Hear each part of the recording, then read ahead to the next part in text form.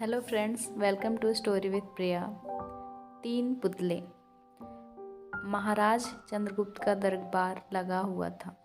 सभी सभासद अपनी जगह पर विराजमान थे। महामंत्री चाणक्य दरबार की कार्यवाही कर रहे थे। महाराज चंद्रगुप्त को खिलौनों का बहुत शौक था। उन्हें हर रोज़ एक नया खिलौना चाहिए था। आज भी महाराज के पूछने पर कि क्या नया है, पता चला कि एक सौदागर आया है और कुछ नए खिलौने लाया है। सौदागर का ये दावा है कि महाराज या किसी ने भी आज तक ऐसे खिलौने ना कभी देखे हैं और ना कभी देखेंगे। सुनकर महाराज ने सौदागर को बुलाने की आज्ञा दी।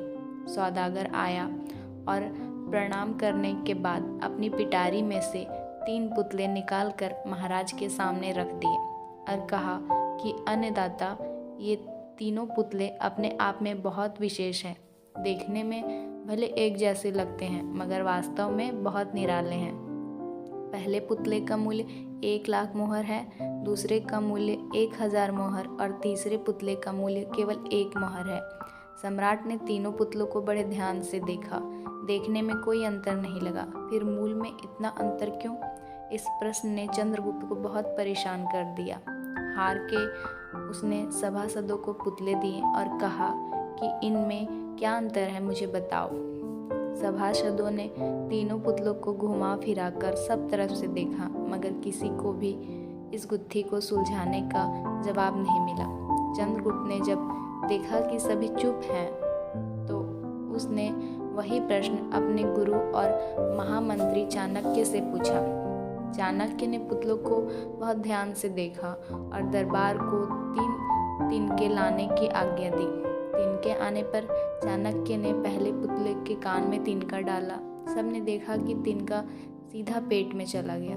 थोड़ी देर बाद पुतले के होंठ हिले और फिर बंद हो गए। अब चाणक्य ने अगला तिनका दूसरे पुतले के कान में डाला। इस बार सबने देखा कि तिनका दूसरे कान से बाहर आ गया और पुतला ज्यों का त्यों रहा। यह देखकर सभी की उत्सुकता बढ़ती जा रही थी कि आगे क्या होगा। अब चाणक्य ने तिनका तीसरे पुतले के कान में डाला। सबने देखा कि तिनका पुतले के मुंह से बाहर आ गया और पुतले का मुंह एकदम खुल गया। पुतला बार बार हिल रहा है जैसे कुछ कहना चाहता हो। चंद्रगुप्त के पूछने पर कि ये सब क्या है और इन पुतलों का मूल्य अलग अलग क्यों है, चाणक्य ने उत्तर दिया, राजन, चरित्रवान सदा सुनी सुनाई बातों को अपने तक ही रखते हैं और उनकी पुष्टि करने के बाद ही अपना मुंह खोलते हैं।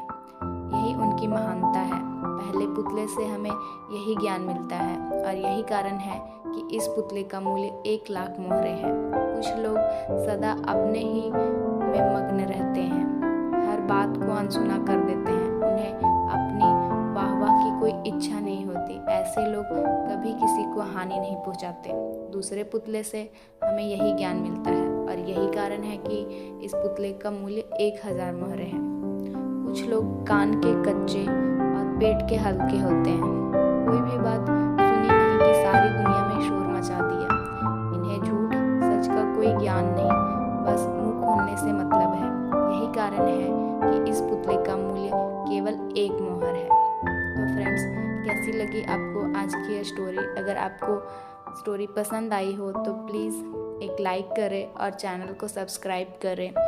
स्टोरी विद प्रिया में को देखने के लिए आपका बहुत बहुत थैंक यू।